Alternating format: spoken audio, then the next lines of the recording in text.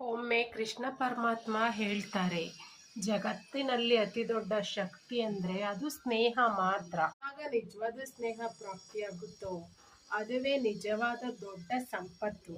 ಯಾವಾಗ ನೀವು ಕಷ್ಟ ಕಾಲದಲ್ಲಿ ಇರುವಿರಿ, ಆಗ ಸ್ನೇಹ ನಿಮಗೆ ಬಂದು ಅದು ಶಾಸ್ತ್ರದಂತೆ ನಿಮಗೆ ಸಹಾಯ ಮಾಡುತ್ತೆ.